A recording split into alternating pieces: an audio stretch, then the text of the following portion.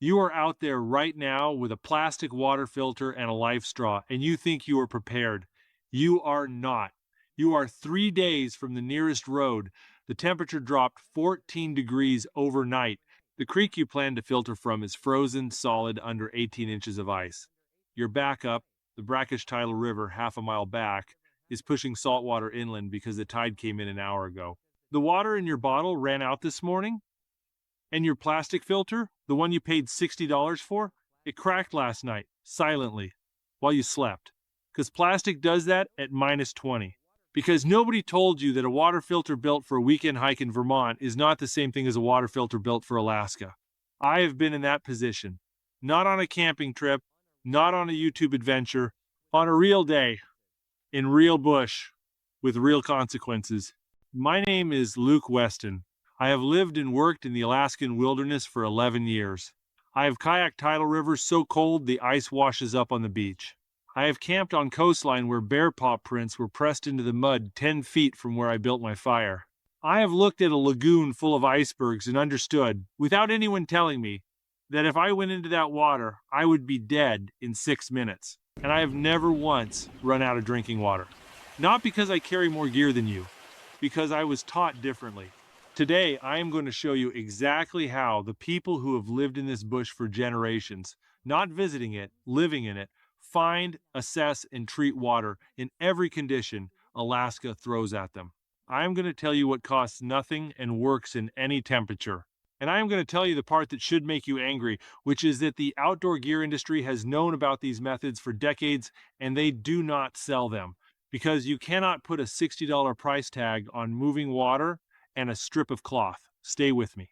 Let me start with what the gear companies sell you and why it fails here specifically. A pump filter, a squeeze filter, a UV pen, a life straw. These are fine products for the environment they were designed for. Temperate creeks, mild weather, day hikes, weekend backpacking trips in the lower 48 where the worst case scenario is a stomach bug and a miserable drive home. Alaska is not that environment. Here is what nobody puts on the packaging. Standard hollow fiber filters, the kind in a life straw, the kind in a Sawyer squeeze, begin to lose integrity below freezing. The membranes that do the filtering are wet by design. Wet membranes in sub-freezing temperatures form microscopic ice crystals that fracture the filter walls. The filter looks fine from the outside. You squeeze it and water comes through. But what is coming through is no longer filtered water. It is water that has passed through a cracked membrane with enough of the pathogen blocking structure destroyed that you have no way of knowing what you just drank. The company that makes your filter knows this. It is in the fine print. Keep filter from freezing. Do not use in below freezing temperatures without taking precautions to prevent freezing of the filter element. Most people never read that line. Most people who do read it assume they can just warm the filter up in their sleeping bag at night and it will be fine. Sometimes it is fine. Sometimes it is not. Out here, sometimes is not a number I am willing to gamble with. The UV pen is worse. Below about 35 degrees, the battery in a UV pen loses approximately 40% of its charge capacity. In sustained cold, you may think you are treating your water and the pen is not delivering enough UV dose to actually neutralize what is in it. None of this is a secret. None of it is hidden in a laboratory somewhere. It is written in the product specifications. It is in the academic papers on cold weather water treatment. It is what every bush guide in Alaska learns in their first winter season. But there is no money in telling you your $60 filter has a fatal limitation. There is money in selling you the filter. So they ship it with a pamphlet about Giardia and a nice diagram of the filter anatomy, and they hope you never go somewhere cold enough for the limitation to matter. Out here, it matters, every single time. I want to tell you something about this coastline before I tell you how to find water on it. The first time I kayaked this stretch of Alaska, and I mean the first time, when I was still figuring things out, I paddled 5 hours up a tidal river chasing a glacier. The fishing was extraordinary. Black bass, kelp greenling, copper rockfish showing up on every cast, seals working the same current I was riding, a bald eagle sitting on a rock watching me with about as much interest as a man watches television. I was down to about 1.5 liters of water. I had been rationing since morning, and I made a mistake that almost cost me that trip. I found what looked like a creek. Clear water, moving over rocks, coming down from high ground. I tasted it, fresh. I filled 2 bottles. What I had not done was check the tide charts. What looked like a freshwater creek 2 hours earlier had been infiltrated by saltwater as the tide pushed inland. It was brackish, not ocean salt, but enough. I did not know it until I was paddling back and started feeling the specific kind of wrong in my stomach. That tells you something is off. I had been taught by people who knew this coast long before I ever put a kayak in the water that tidal rivers are never what they appear, that the direction of flow changes, that water that is fresh at low tide is salty at high tide, that the only honest water on a tidal coast is water that comes down from elevation, from a source high enough that the sea cannot reach it. I did not follow that teaching closely enough that day. I have followed it every day since. The old knowledge of this country, the knowledge of the people who read this coast the way a farmer reads his fields, is not about gear. It is not about filters and UV pens and the latest hydration system from a company in California. It is about reading what you are looking at before you put it in your body. That is what I want to give you today. Let me start with what most people get wrong, because if you do not understand this, none of the rest will save you. Most people think the question is how to treat water. The real question is which water to treat. In Alaska bush, there are 4 categories of water, and 3 of them will hurt you even after filtering. The first category is glacial melt. Water coming directly off an active glacier is some of the most sediment-heavy water in the world. It looks like skim milk. It clogs every filter known to man within about 100 yards of travel. And the sediment load, the ultrafine glacial flour ground off the bedrock by 10,000 years of ice, passes straight through most microfilters anyway because the particles are smaller than the filter pores. You can drink glacial melt if you let it settle for 24 hours and then treat it. You cannot run it through a filter and call it done. The second category is tidal water. I told you about this. Any river that drains to the ocean is a tidal river. Any tidal river changes chemistry with the tide. A creek that is perfectly fresh in the morning may be pushing salt water at midday. The rule is simple. If there is any chance the water body you are looking at connects to the ocean, and in coastal Alaska that is most water bodies, you treat it as suspect and you check the tide before you drink. The third category is muskeg water. Muskeg is the boggy, peat-heavy ground cover that covers enormous stretches of interior and coastal Alaska. The water that pools in muskeg is the color of strong tea. It is not tea.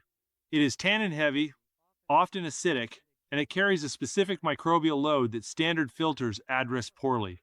You can drink muskeg water in an emergency. You should not drink it regularly. And you should not mistake its clarity, because it is often very clear in the way that dark stained water appears clear for safety. The fourth category is the only category that is your friend. Elevation water, water that comes from high ground, from springs, from snowmelt running off peaks that the tide cannot reach, from streams that originate above the tree line. This water in Alaska is genuinely among the cleanest water on Earth. The filtration it has passed through bedrock, gravel, moss, slow downhill travel is more thorough than most manufactured systems. The old-timers knew this. Find the high water. Follow the sound uphill. The water that falls down to you is safer than the water sitting in the valley. Now let me give you the actual system, not gear. This is the method.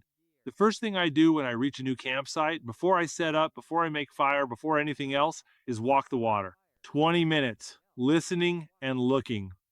I am mapping every source I can identify. The tidal river to the south, the possible creek I can hear to the northwest, the muskeg pool by the tree line. I am not looking for the closest water. I am looking for the right water. Out here, the margin between safe and unsafe is shorter than anywhere else I have been. The piece of equipment that matters most costs nothing. A tightly woven cotton bandana, fold it 4 times, pour your collected water through it. That removes the sediment and debris that clogs filters and weakens chemical treatment.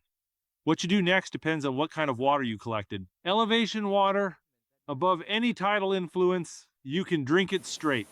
That is not recklessness. That is an accurate reading of real risk, which is extremely low. Anything you are unsure about, boil it. 1 minute at a rolling boil. That is all it takes. Every pathogen that can hurt you is dead in 60 seconds at any altitude in Alaska. The gear industry will not sell you a boiling kit because you already own fire. There is nothing to sell. And for water you cannot boil and cannot verify. Aquatabs. Same compound municipal water systems use worldwide. Works in the cold. No taste. 15 cents a tablet. 100 of them fit in a film canister you always carry. Pre-filter with cotton. Boil when you can. Aquatabs when you cannot. Find the elevation water first. Total cost of that system, the bandana you already own, and $4 for 100 tablets. $4. Against the $60 filter, that cracks at minus 20. I want to be honest with you about one more thing, because this is where people get hurt. Cold air suppresses thirst. You are losing moisture every time you exhale, and you will not feel the signal to drink until you are already behind. Drink before you are thirsty. Every stop, every fire you build, drink, and carry more than you think you need. The conditions always change.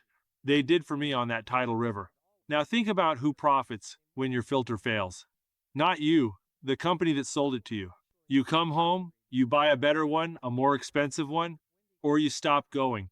The people who actually know this country do not carry those products, not because they are primitive, because they are accurate about risk. Cotton, fire, and the ability to read a landscape are not lesser tools. They are tools that belong to them, built with their own hands, and 11 winners of real mistakes. So here is what I want you to do.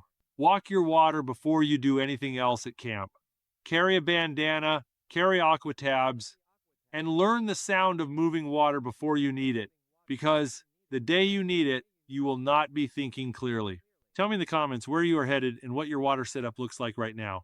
I read every one, and if this is the first gap you've noticed between what the gear store sold you and what the wild actually requires, come back next time. The cold weather fire system that starts in wet, windy conditions when matches and lighters fail. Nobody sells that one either. I will show you. Stay sharp out there.